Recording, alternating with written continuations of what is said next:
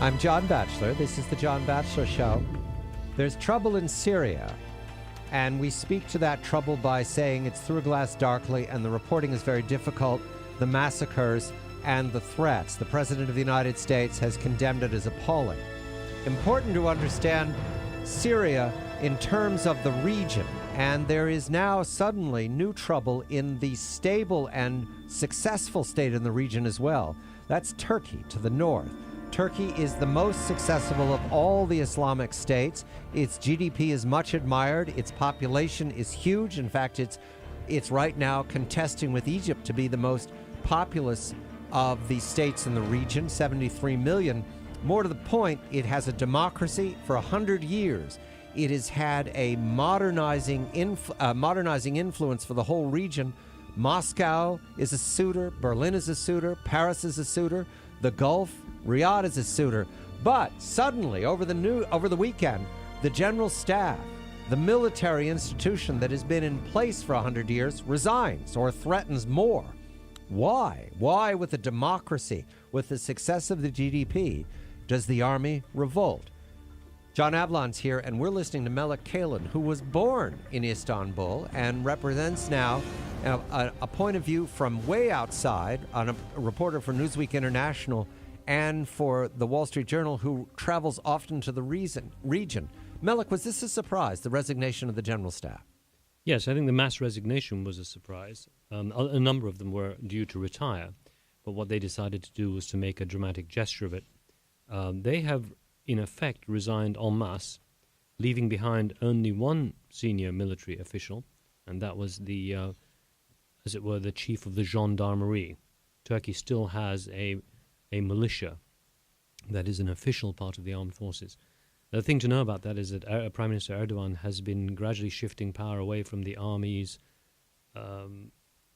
duties to fight terrorism over to the police. And the reason he does that is that the police is actually much more Islamicized.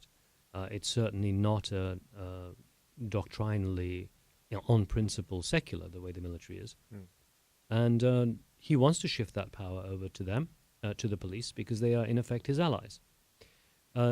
Something else that a lot of people don't understand and haven't mentioned about this mass resignation is that the reason the mass resignation occurred, by the way, which takes off, essentially just takes the entire head off the military eastern wing of NATO, which leaves NATO at this moment ultra vulnerable at a time when NATO has to deal with Syria and Iran, and of course Iraq is there still simmering. The reason it happened is that there was a fresh wave of arrests in the long campaign by the AK Party, Prime Minister Erdogan's party, to take the stuffing out of the military. And there was a fresh number of arrests of military officers. Now, none of these people have yet been convicted of anything. There's upwards of 300 that have been indicted and arrested and what have you, and there's still no result. So what happened is that the top military officers decided to make a dramatic gesture and say that this has gone to, in effect, what's happening is a civilian coup.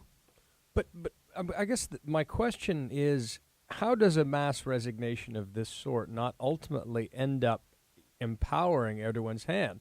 Because it creates a vacuum at the top of the military, which then he can help fill, and just by shifting more power to the police. I mean, macro sense, I'm thinking Ataturk's looking pretty good these days. But more specifically, how is this not ultimately a self-defeating gesture? Well, I suppose they're caught between a rock and a hard place. If they didn't do it, they would be accused by a lot of their fellow soldiers of doing nothing over the continuing arrests. Since a number of them are going to retire anyway, I guess it's a good thing to make a big splash about it. It's not so easy to fill their shoes.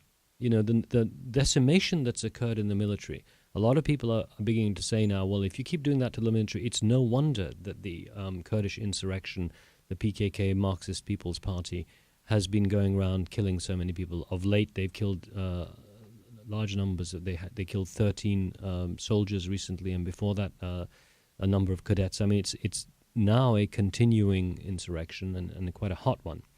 And at the same time, the military is being hobbled. So it is one way of directing a kind of implicit accusation against the the civilian government, that they're weakening the country's defenses. It can be effective in that way. The other thing that's happening is that the people who are being selected to be indicted are people who have very explicit secular views. And what is happening is that the AK Party is winnowing out people who are independent in the military. A lot of people comment about how the civilian government should control the military and how democratic government should be independent of the military. Nobody's actually mentioning that you should have a military doctrine, or Turkey has had a military doctrine that is somewhat separate from the civilians also, in that it is part of NATO. It has its own standards. Yeah. It doesn't want to be politicized or Islamicized.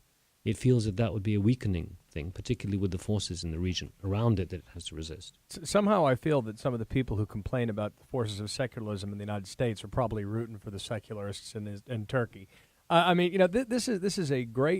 This has been an extraordinary bridge country in the NATO alliance and what we've had in the last 90 years. And there is this sense that there is a slow shift intentionally occurring at the hands of Erdogan, and this is something for us all to beware of, and that's presumably the upshot of the mass resignation.